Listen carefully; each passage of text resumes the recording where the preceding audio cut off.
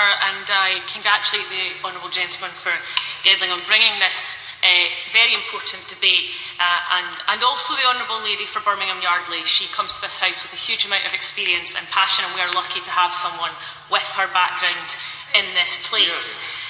Just this week, Madam Deputy Speaker, there was a highly critical report that found police forces are failing to tackle modern slavery and human trafficking because the cases are often too difficult, and senior officers believe the public lacks sympathy for the victims.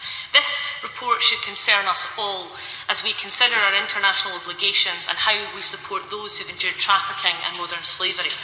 Madam Deputy Speaker, sadly I have my own constituency experience, and as the honourable gentleman said just previously, you come to this role and you have an idea of what you may or may not deal with. And in my constituency of Livingston, I have to say I didn't expect to deal with modern slavery, but the case that we have dealt with has been deeply distressing for my constituent and also for my constituency staff. And she was trafficked, my constituent, from Nigeria to London at the age of 14, subjected to horrific abuse, including rape, before she escaped to my constituency of Livingston. The Metropolitan Police worked incredibly hard to bring charges against her kidnapper, but told us in the aftermath and when we were dealing with her case initially, the burden of proof in these cases is often so high that they were not able to charge anyone. Unfortunately, the Home Office were predicating her leave to remain on the conviction of her abuser, which in itself, I feel, highlights the flaws in the Home Office internal processes. I do want to recognise the work that's been done by the government on bringing the Modern Slavery Act and on the work that they are doing, but I think my constituency case highlights some of the challenges and flaws.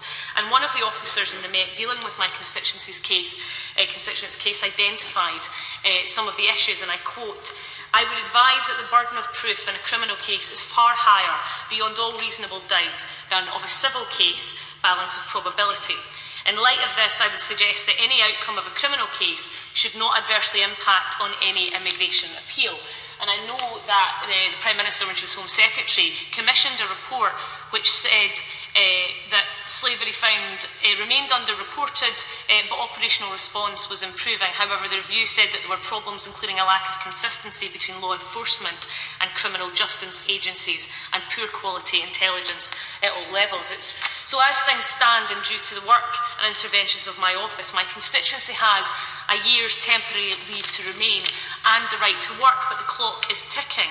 We need the Home Office to review its own processes and this case, because yes, the case might have been difficult, but those officers who worked on it fought tooth and nail for my constituent, and I want to pay tribute to the Met Police today in this House and put on record how grateful I am for the work that they and the local police officers in West Lothian did to protect my constituent when she was very scared to send her children to school because she was worried that her attacker may come to Scotland and seek her out. Now, the notion that anybody could lack empathy or sympathy, to me beggars belief, but that's what the report says. So I think listening to my constituent's case, anybody at home, I'm sure, would find it difficult, and the cases of others that have been brought forward, to have sympathy for those. Temitope George was brought at the age of 14, taken to Nigeria, an airport in Nigeria, given some clothes and told that she was going to be leaving the country. The women who took her told her not to talk to anyone and just do as she was told. She was brought to London and then taken to a woman's house where she was told she would be staying and looking after her children. She asked the woman when she would be going back to school. It was the first time that the woman slapped her.